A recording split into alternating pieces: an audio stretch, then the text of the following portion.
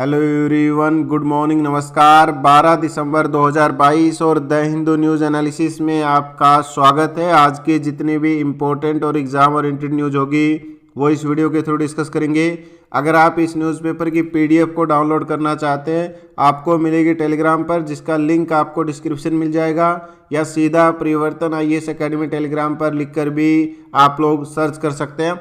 सबसे पहले बात करेंगे, यहाँ पर लेफ्ट हैंड साइड में एक आपको न्यूज़ देखने को मिलेगी और इसमें आसियान कंट्रीज़ के जो एक इम्पोर्टेंट कंट्री, आसियान में बेसिकली 10 कंट्री आती है जो साउथ ईस्ट एशियन कंट्री है, उनमें से एक कंट्री है इंडोनेशिया। उन्होंने इंडिया से रिक्वेस्ट किया है कि म्यांमार को लेकर जो आसियान कंसेंसस है, यानी इस टाइम पे बेसिकली म्यांमार के अंदर मिलिट्री रूल है, या कह सकते हैं कि जो डेमोक्रेटिक गवर्नमेंट जो बनी थी उसको कहीं ना कहीं चेंज कर दिया था, आई थिंक 2021 के अंदर।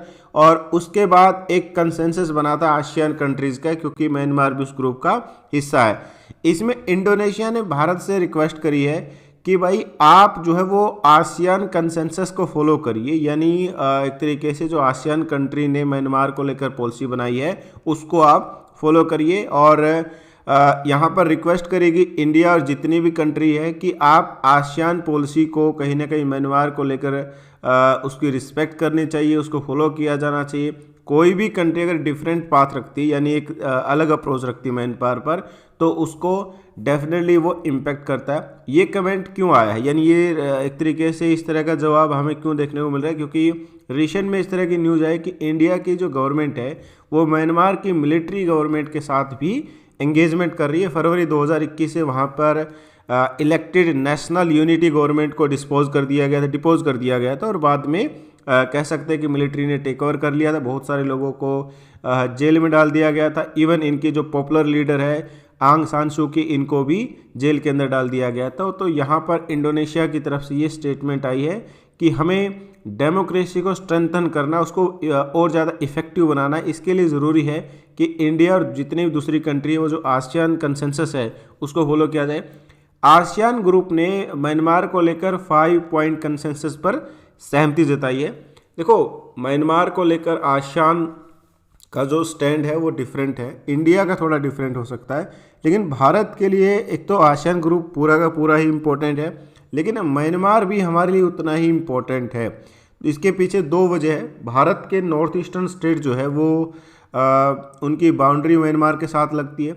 बहुत सारे ऐसे ग्रुप है जो कहीं ना कहीं एक्टिव है, जो इस तरह क्राइम करते हैं और फिर वो म्यांमार में चले जाते हैं। तो इसके लिए ज़रूरी है कि बेटर कोऑर्डिनेशन जो गवर्नमेंट के बीच में हो। इसके अलावा हमारा जो ऑर्गेनाइजेशन है एक इम्पोर्टेंट, जिसका नाम है बिम्स्टेक ऑर्गेनाइजेशन, इसके अंदर भी म्यांमार एक मेंबर कंट्री है। तो भारत कंप्लीटली म्यांमार को बायकॉट कर देगा, इस तरह की पॉलिसी शायद फॉलो करे। और रिसेंट में एक रेजोल्यूशन भी आया था, आई एम नॉट श्योर कि वो यूनाइटेड नेशन के अंदर आया था या ह्यूमन राइट काउंसिल के अंदर आया था। उसके अंदर जब म्यांमार के अगेंस्ट रेजोल्यूशन आया था तब इंडिया ने अब्सटेन कर दिया था, यानी हमने वोटिंग के अंदर पार्टिसिपेशन नहीं किया था। कई कंट्रीज़ के मामले में जैसे यूक्रेन और रशिया, श्रीलंका का जो तमिल वाला इशू है, ह्यूमन राइट का इशू हो या म्यांमार का इशू, हम लोग जनरली अब्सटेन करते हैं। रीज़न ये होता है कि हम दोनों में से कोई ऑप्शन चूज़ नहीं कर सकते, क्योंकि अगर मान लेते हैं कि म्यांमार की गवर्नमेंट के अगेंस्ट हम रेजोल्यूशन में पार्टिसिपेट करते तो हमारे रिलेशन बहुत इम्पैक्ट हो सकते हैं म्यांमार से, और हमारे बहुत सारे स्टेट जो है वो नॉर्थ ईस्ट से के बाउंड्री शेयर करते हैं म्यांमार के साथ। ठीक है, अब आप लोगों के लिए फर्स्ट क्वेश्चन है, सबसे पहले आपको आइडेंटिफाई करना है कि म्यांमार के साथ भारत के कौन कौन से राज्य है बाउंड्री शेयर करते हैं। इसके बाद सेकंड क्वेश्चन है, इसी में अटैच करना है बिम्स्टेक जिसके बारे में बात कर रहे हैं, ये जो ग्रुप है इसमें कौन कौन सी कंट्री मेंबर कंट्री है, और 2022 की जो मीटिंग हुई थी वो किस कंट्री के अंदर हुई थी, इसके बारे में भी आप लोग जो है वो नीचे कमेंट करेंगे। इसके बाद इसके ठीक राइट हैंड साइड में एक इम्पॉर्टेंट डिस्कशन किया गया, जो कि इंडिया की लॉन्ग स्ट्रेटजी रही है टेररिज्म के अगेंस्ट। भारत ने यूनाइटेड नेशन में कहा कि भाई पहली बात तो ये है कि टेररिस्ट को आप गुड और बैड इस तरह की ग्रेड करना बंद करिए। टेररिस्ट का मतलब टेररिस्ट ही होता है, वो अच्छा और बुरा नहीं हो सकता, राइट। इसके अलावा पॉलिटिकल कन्वीनियंस के हिसाब से कई बार इस तरह के डिसीजन लेना या एक्सेप्शन देना कि टेररिज्म एक अच्छा टेररिज्म है, बुरा टेररिज्म, ये सही नहीं है। और ये स्टेटमेंट दी गई है भारत की जो परमानेंट रिप्रेजेंटेटिव है यूनाइटेड नेशन में, रुचिरा कंबोज, उनके द्वारा, कि टेररिज्म चाहे किसी भी फॉर्म में हो, किसी भी मैनिफेस्टेशन में हो, इसको जस्टिफिकेशन नहीं किया जा सकता। और टेररिज्म जहाँ पर भी हो या जिस भी जगह पर हो या किसी के द्वारा भी किया जाए तो डेफिनेटली उसको क्रिटिसिज्म किया जाना चाहिए और एक कॉमन कंसेंसस बनाने पर एफर्ट्स किए जाने चाहिए। ये basically United Nation Security council में भारत की तरफ से एक रेजोल्यूशन दिया गया है। यूनाइटेड नेशन सिक्योरिटी काउंसिल में इस टाइम इंडिया जो है वो नॉन परमानेंट मेंबर है और 31 दिसंबर को हमारी जो मेंबरशिप है वो समाप्त हो जाएगी। 2 साल के लिए हम बने थे, इसी साल वो समाप्त हो रही है। इसके अलावा अलग अलग यहाँ पर चीज़ें बताएगी कि रिलीजियस और आइडियोलॉजिकली अगर कोई भी व्यक्ति मोटिवेट होकर ये करता है कि मुझे टेररिज्म इस तरह की एक्टिविटी में करना है, तो उस कॉन्टेक्स्ट में गुड और बैड के अंदर डिवाइड नहीं किया जाना चाहिए। इसके अलावा ये इंश्योर करना कि भाई हम लोग एक आम सहमति बनाए, क्योंकि ये जो टेररिज्म की जो डेफिनेशन है ना, या टेररिज्म का जो इम्पैक्ट है वो केवल एक कंट्री पर नहीं है। इसके अलावा ये बताया गया कि भारत जो है वो करंट प्रेसिडेंट है 15 नेशन काउंसिल का। देखो, हर month United Nation Security Council की जो प्रेसिडेंसी है वो चेंज होती है और भारत को 2 बार प्रेसिडेंसी करने का मौका मिला। आई थिंक एक अगस्त 2021 में और दिसंबर 2022 के अंदर, ठीक है। इसके अलावा यहाँ पर इंडिया का बहुत पहले से एक कहीं ना कहीं अप्रोच रही है ग्लोबल काउंटर टेररिज्म को लेकर। हालांकि अभी भी टेररिज्म को लेकर एक कंसेंसस नहीं बनी है, आम सहमति नहीं बनी है। इसके अलावा यूनाइटेड नेशन के जो सेक्रेटरी जनरल, उनको भी कहीं ना कहीं एक लेटर लिखा गया कि इसके ऊपर प्रॉपर डिस्कशन होना चाहिए। इनके अलावा कुछ एग्जांपल दिए गए कि टेररिज्म की जो फॉर्म है, चाहे न्यूयॉर्क के अंदर 2001 के अंदर हुआ हो, इसके अलावा लंदन, मुंबई, पेरिस या एशिया, अफ्रीका, बहुत सारी कंट्री और बहुत सारी सिटीज़ के अंदर ये अटैक्स हुए हैं। इस तरह के अटैक इंडिकेशन करते कि टेररिज्म को लेकर एक प्रॉपर कंसेंसस होना चाहिए, डिवाइड नहीं होना चाहिए और इमीडिएटली एक्शन लेने की रिक्वायरमेंट है, जो कि कंटिन्यू। और पिछले कुछ सालों में देखेंगे इंडिया ने टेररिज्म को लेकर बहुत सारे इश्यूज़ को रेज किया है और उनमें से यहाँ पर भी आपको एक देखने को मिलेगा। इसके बाद कल्चरल डिप्लोमेसी के बारे में डिस्कस किया गया है। बेसिकली हमारे जो फॉरेन मिनिस्टर है या एक्सटर्नल अफेयर मिनिस्टर साहब हैं, ये अभी वाराणसी के अंदर गए। वाराणसी के अंदर एक समागम चल रहा है जिसमें काशी तमिल समागम जिसको बोला गया है, और संगम है या समागम है, इसको अलग अलग नाम से बोला जा सकता है, लेकिन समागम और संगम लगभग सिमिलर हो सकते हैं क्योंकि दोनों का एक कल्चरल मीटिंग कह सकते हैं, राइट। यहाँ पर डिस्कस किया गया कि भारत की सोसाइटी और नेशन बिल्डिंग में टेम्पल्स का क्या योगदान है। अगर आप मेडाइवल इंडियन हिस्ट्री को पढ़ेंगे तो वहाँ पर आपको टेम्पल और टेम्पल इकोनॉमी के बारे में पढ़ने को मिलेगा। खासकर साउथ इंडिया को कनेक्ट करते हुए काफ़ी सारी चीज़ें आपको देखने को मिलेंगी।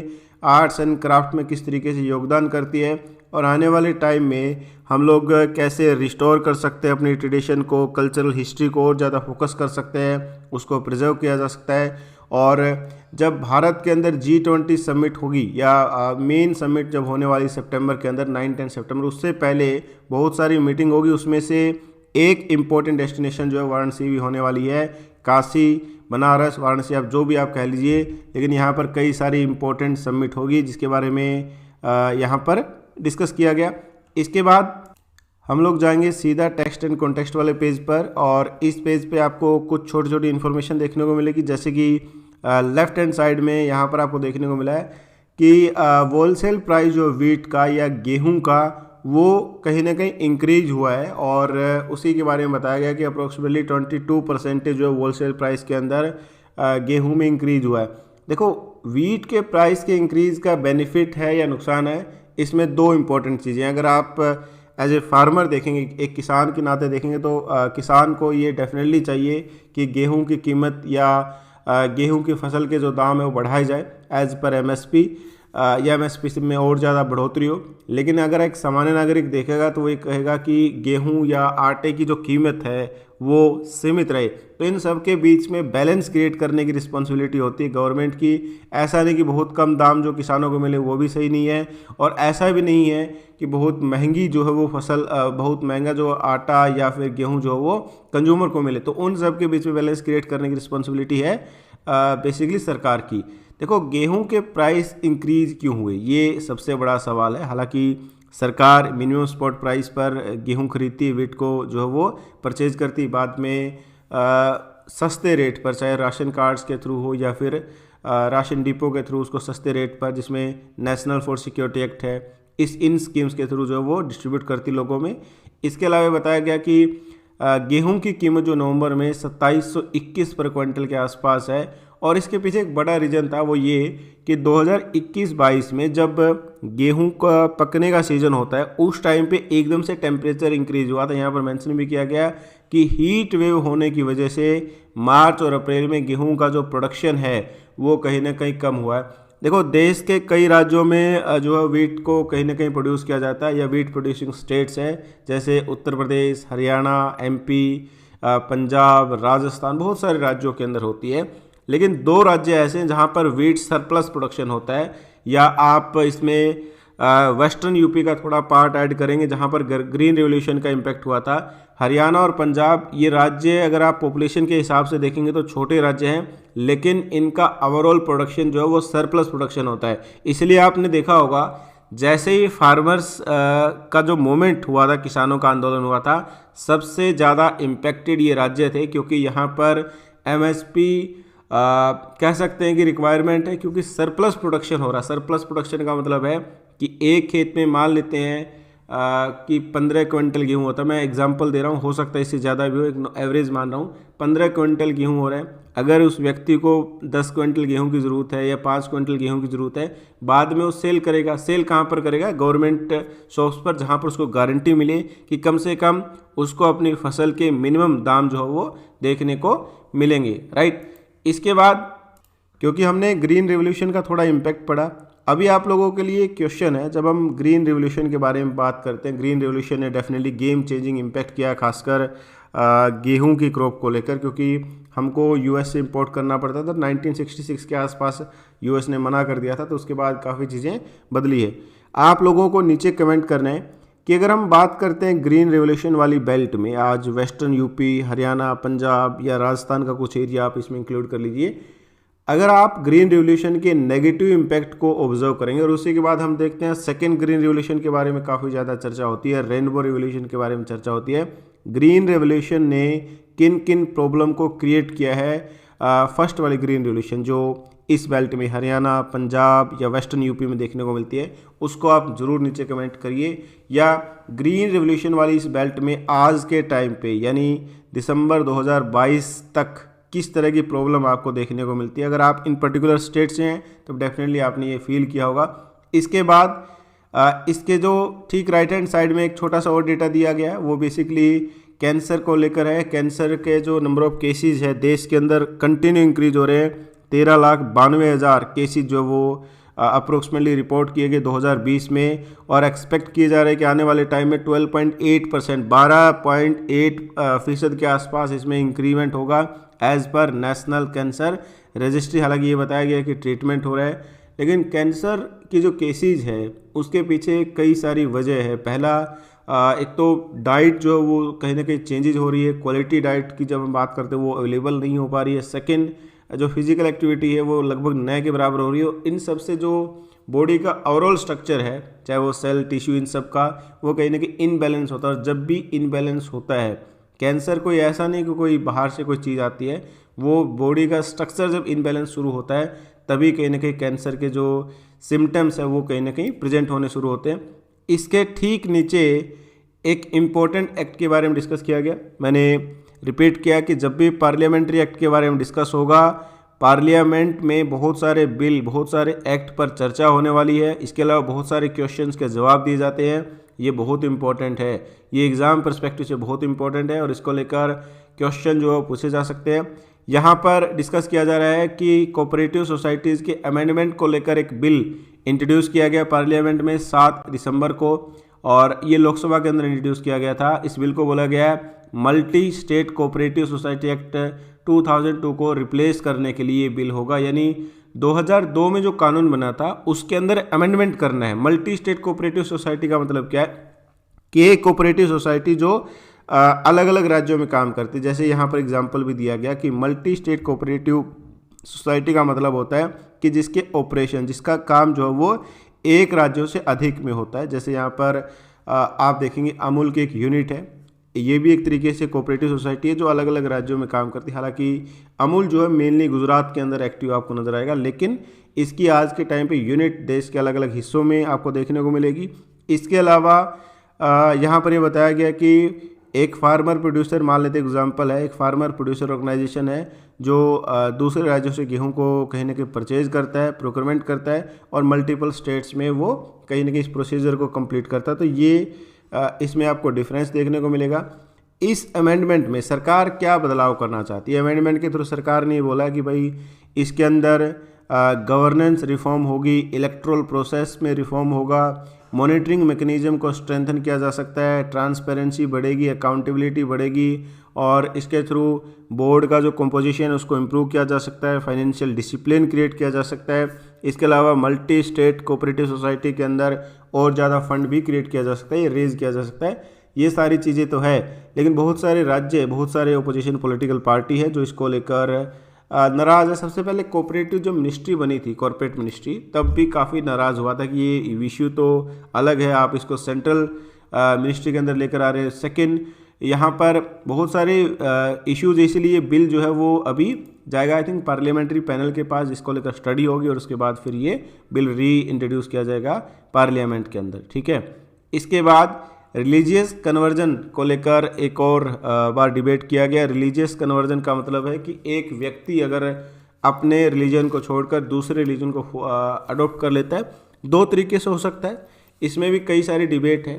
पहला डिबेट ये होता है कि अगर एक व्यक्ति अपनी मर्जी से रिलीजन चेंज करता है तो उसमें दिक्कत नहीं है, लेकिन सवाल तब उठते हैं जब एक तो फोर्सफुली किसी का रिलीजन कन्वर्ट करवाने की कोशिश की जाती है किसी भी तरीके से, और सेकंड जब भी मास कन्वर्जन होता है उसको डाउटफुल तरीके से देखा जाता है कि क्या ये फोर्सफुली या कुछ इस तरह का तो नहीं हो रहा जिसकी वजह से कहीं ना कहीं नेगेटिवली इम्पैक्ट पड़ता है। तो उसी कॉन्टेक्स्ट में बताया गया कि उड़ीसा देश का ऐसा पहला राज्य था जहाँ पर रिलीजियस कन्वर्जन को लेकर एक रिस्ट्रिक्टिंग किया गया, रिस्ट्रिक्ट लगाया गया और एक मॉडल फ्रेमवर्क की तरह इनिशिएट किया गया।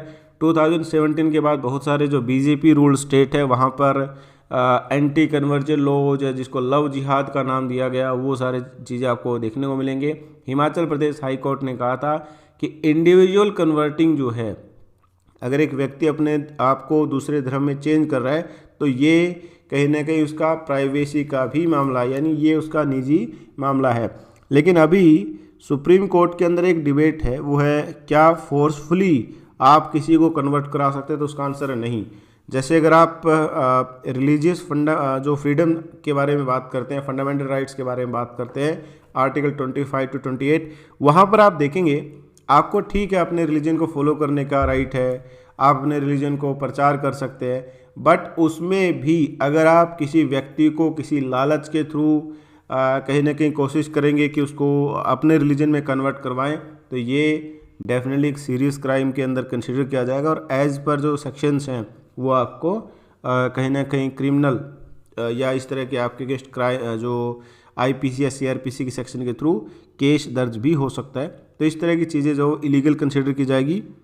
इसके बाद हम जाएंगे इस पेज नंबर 10 पे, और यहाँ पर पेज नंबर 10 पे सबसे पहले डिस्कस किया गया कि जो G20 की समिट होगी उसकी फाइनेंस टॉक्स जो है वो कल से स्टार्ट हो रही है, और इसमें एक टॉपिक पर काफ़ी ज़्यादा डिस्कस हो रहा है, वो है क्रिप्टो रेगुलेशन।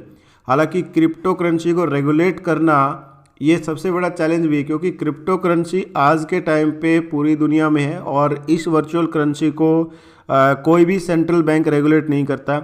इन्हीं सब चीज़ों को ध्यान में रखते हुए भारत सरकार ने दो इम्पॉर्टेंट इनिशिएटिव लिए थे बजट के अंदर। 2022-23 का अगर आपको बजट याद हो तो उसमें सबसे पहले बताया था 30% के आसपास आपका ट्रांजैक्शन चार्ज कटेगा, और दूसरा यहाँ पर यह भी बताया था कि क्रिप्टो करेंसी के बाद हम अपनी खुद की यानी वर्चुअल करेंसी को हम लोग कहीं ना कहीं लॉन्च करेंगे, सेंट्रल बैंक डिजिटल करेंसी, जिसको पायलट प्रोजेक्ट पर लॉन्च भी कर दिया गया।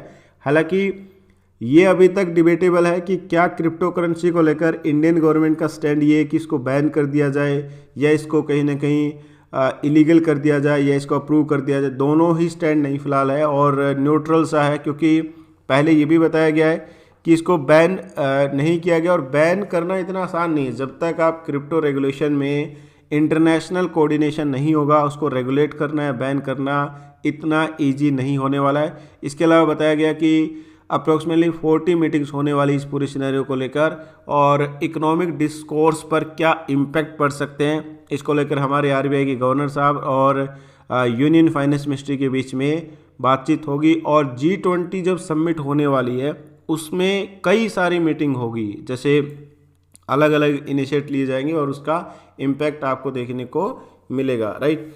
इसके बाद पेज नंबर 10 से थोड़ा आगे बढ़ते हैं और पेज नंबर 11 पर जाएंगे।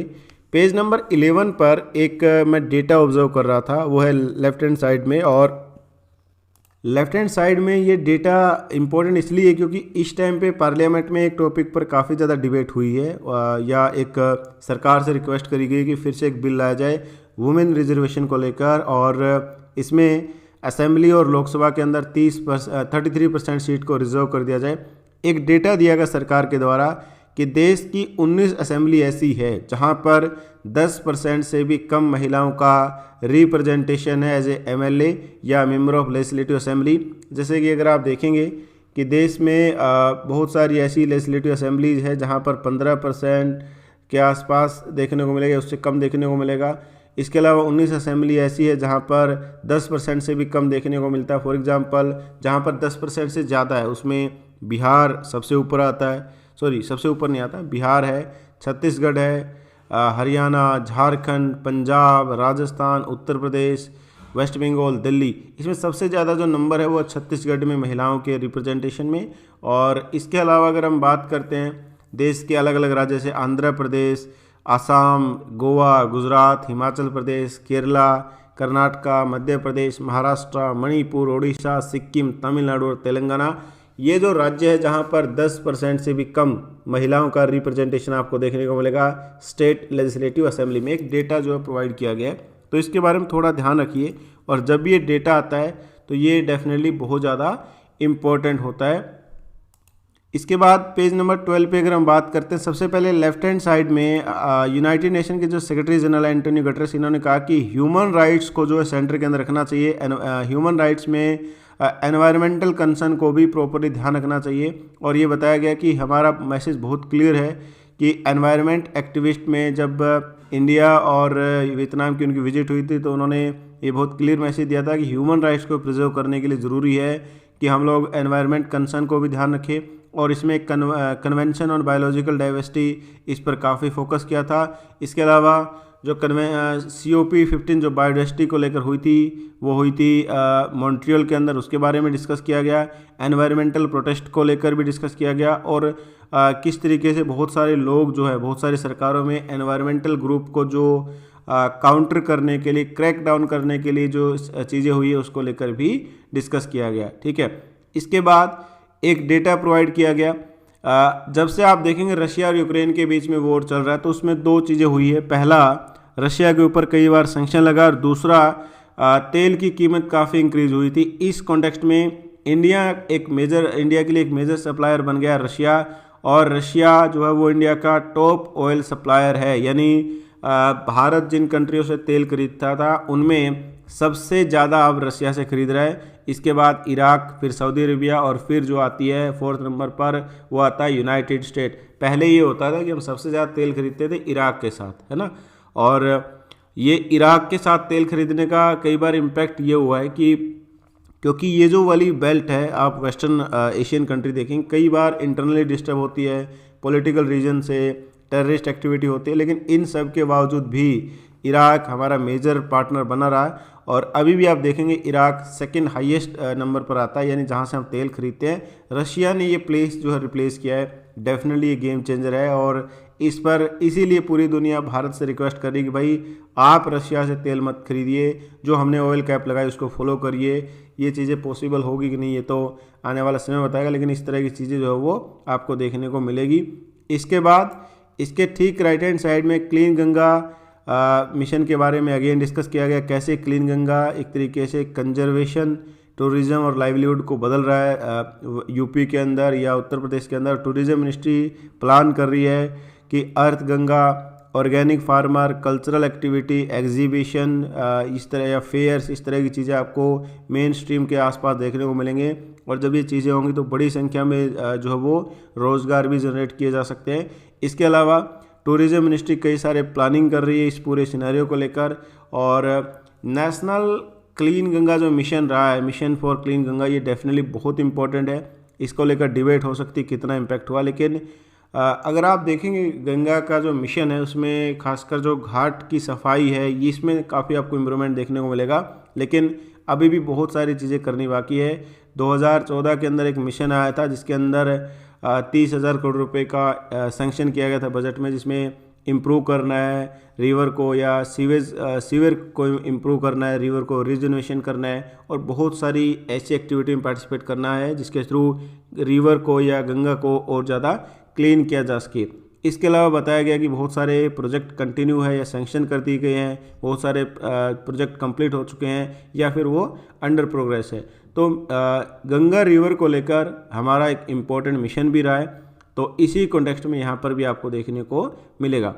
इसके बाद ये वाला जो अभी एक एशिया पैसिफिक की जो एक इम्पोर्टेंट मीटिंग हो रही थी वो हो रही थी इंटरनेशनल लेबर ऑर्गेनाइजेशन की। इंटरनेशनल लेबर ऑर्गेनाइजेशन के जो डायरेक्टर जनरल हैं ये बेसिकली टोगो के फॉर्मर प्राइम मिनिस्टर है, इनका इंटरव्यू दिया गया। तो ये एक आप पढ़ सकते हैं, सेल्फ स्टडी कर लीजिए इसको, ये आपके लिए एक टास्क की तरह होगा। इंडिया को रिक्वायरमेंट है एक पॉलिसीज़ की जो जॉब रिच ग्रोथ को फॉलो करे और इसमें इक्वलिटी को कहीं ना कहीं मायने रखा जाए, इक्वलिटी को की एलिमेंट की तरह कंसिडर किया जाए। इसको लेकर जो है वो फोकस किया गया। इंटरनेशनल लेबर ऑर्गेनाइजेशन ये चाहता है कि कलेक्टिव एफर्ट्स होना चाहिए अगर हमें सोशल जस्टिस, डिसेंट वर्क, इन सब चीज़ों की तरफ आगे बढ़ना है तो राइट। तो यहाँ पर इसी चीज़ को लेकर फोकस किया गया। रिक्वेस्ट करूँगा कि ये इंटरव्यू जो है इनका ज़रूर आप एक बार देखें, किस तरीके से लेबर ऑर्गेनाइजेशन को लेकर इन्होंने डिस्कस किया है। इम्पॉर्टेंट है, कई बार इस तरह की चीज़ें हम लोग अवॉइड करते हैं, लेकिन जो एक आइडिया होता है डायरेक्टर जनरल के द्वारा वो डेफिनेटली बहुत ज़्यादा इम्पॉर्टेंट है राइट। इसके बाद आगे बढ़ेंगे और लास्ट पेज है, क्योंकि आज मंडे है, बिजनेस सेक्शन या इकोनॉमी का जो पेज है उसमें रिव्यू आता है, मनी वाइज वाला टॉपिक आता है, बाकी नहीं आता। तो न्यूज़ सेक्शन में अगर हम बात करें, सबसे पहले नॉर्थ कोसोवा को लेकर काफ़ी ज़्यादा डिस्कस किया जा रहा है। नॉर्थ कोसोवा जो है विटनेस कर रहा है हाई टेंशन बिटवीन सर्ब, और सर्ब ने यहाँ के रोड को ब्लॉक करके रख दिया है और नॉर्थन कोसोवा के अंदर काफ़ी ज़्यादा टेंशन हाई है। ये कोसोवा है क्या, कहाँ पर, उसके बारे में अभी बात करेंगे। सर्बिया ने रोड को ब्लॉक कर दिया है और यहाँ के प्रेसिडेंट ने कहा है NATO led peace keeping force को कि भाई उनको परमिट किया जाए डिप्लॉयमेंट करने को लेकर फोर्सेस को इस पूरे रीजन में, सर्ब फोर्सेस हो। देखो ये वाला जो बेल्ट है ना कोसोवा, यहाँ पर कोसोवा सबसे पहले अपने आप को एक इंडिपेंडेंट कंट्री मानता है। सर्बिया और अल्बानिया बहुत ज़्यादा खुश नहीं है इस इंडिपेंडेंट कंट्री से। और ये वाला आप देखेंगे जो सर्बिया और कोसोवा के बीच में जो ठीक नॉर्थर्न एक तरीके से कह सकते हैं कि कोसोवा है, इसमें आपको देखने को मिला कि इन्होंने ब्लॉक कर दिया रोड को, हाईवे को। तो इस पर ये एरिया को ये डिस्प्यूटेड मानते हैं। अल्बानिया भी बहुत सारे एरिया को डिस्प्यूटेड मानता है इस पूरे रीजन में। हालांकि कोसोवा जो अपने आप को कहता है कि भाई हम तो इंडिपेंडेंट हैं, हम तो अलग देश हैं, हमारे ऊपर इतने इम्पैक्ट नहीं होने चाहिए। खैर ये इम्पोर्टेंट है और कई रीजन जो डिस्प्यूटेड इस रिलेटेड भी ज्योग्राफिकल सवाल हो सकते हैं। आपके लिए लास्ट क्वेश्चन होगा, आपको सर्बिया और अल्बानिया दोनों को आइडेंटिफाई करना है और सर्बिया और अल्बानिया की कैपिटल क्या है और किन किन कंट्री से ये अपनी बाउंड्री शेयर करती है, उनके बारे में भी आप नीचे कमेंट करेंगे। इसके अलावा सर्बिया और अल्बानिया आप इनको डिफरेंट रखेंगे। सर्बिया और अल्बानिया के आसपास क्या कोई इंपॉर्टेंट ज्योग्राफिकल प्लेस है, कोई सी है या कोई स्ट्रेट है, कोई ओशियन है, वो भी आप नीचे कमेंट करेंगे एज ए ज्योग्राफिकल पर्सपेक्टिव। इसके बाद इसके ठीक राइट हैंड साइड में जापानीज स्टार्टअप ने लॉन्च किया हिस्टोरिकल मून मिशन, ये स्पेसएक्स की हेल्प से, और इसी के बारे में यहाँ पर मेंशन किया कि देश का पहला लूनार मिशन इन्होंने लॉन्च किया। तो ये ध्यान रखना कि पहला लूनार मिशन जो है जापान ने स्पेसएक्स जो एलन मस्क की कंपनी है उसके थ्रू लॉन्च किया है। इसके अलावा इस टाइम पे पाकिस्तान और अफ़गानिस्तान में काफ़ी ज़्यादा घमासान मचा हुआ है और रीशन में जो अफ़गानिस्तान की बॉर्डर फोर्सेस उन्होंने एक तरीके से फायर ओपन किया और बड़ी संख्या में बलूचिस्तान वाले एरिया के अंदर वहाँ पर लोग जो 6 लोगों की मारे गए और बहुत सारे लोग जो इंजर हो गए। देखो, मैंने थोड़े दिन पहले, अगर आपको याद होगा, मैंने एक रीजन के बारे में डिस्कस किया था, चमन बुलदाग वाला डिस्ट्रिक्ट। ये रीजन जो है बहुत ज़्यादा डिस्प्यूटेड है। ये डिस्प्यूटेड इन द सेंस कि यहाँ पर दोनों फोर्सेज, अफगानिस्तान और पाकिस्तान, दोनों फोर्सेज के लिए बहुत चैलेंजिंग है कि इस पूरे रीजन में कैसे एक तरीके से सिक्योरिटी को मेंटेन करेंगे, और यहाँ पर ये एक्टिविटी देखने को मिलती है। इसके अलावा नासा का जो ओरियन स्पेस मिशन है वो प्लस कर दिया गया। पैसिफिक में लूनार मिशन जो था उसी के बारे में डिस्कस किया गया। इसका नाम है आर्टेमिस 1 मिशन, और ये लूनार मिशन था। 25 डे की जर्नी इसने कंप्लीट करी। 40,000 किलोमीटर का एटमॉस्फेयर की स्पीड के साथ ये गया था, और वापस जो ये एक तरीके से पैसिफिक के अंदर सेफली इसको डिपोज कर दिया गया। इसके बारे में जानकारी दी गई। तो आज वर्ल्ड अफेयर में बहुत स्पेशल न्यूज़ नहीं है, छोटी छोटी न्यूज़ आपको देखने को मिलेगी। मैं आप सबसे रिक्वेस्ट करूँगा, क्वेश्चन को ज़रूर कमेंट करिए। क्वेश्चन को अगर कमेंट नहीं कर सकते, आप नहीं इसमें इच्छुक हैं, तो ज़रूर आप उस कमेंट में जो आंसर है उसको ज़रूर पढ़ लेना। ये वाले जो आंसर है, ये वाले जो क्वेश्चन है, डायरेक्ट और इनडायरेक्टली आपको 28 मई 2023 को जब आप एग्ज़ाम देंगे तो डेफिनेटली इस तरह के सवाल आपको देखने को मिलेंगे। राइट, थैंक यू ऑल, जय हिंद।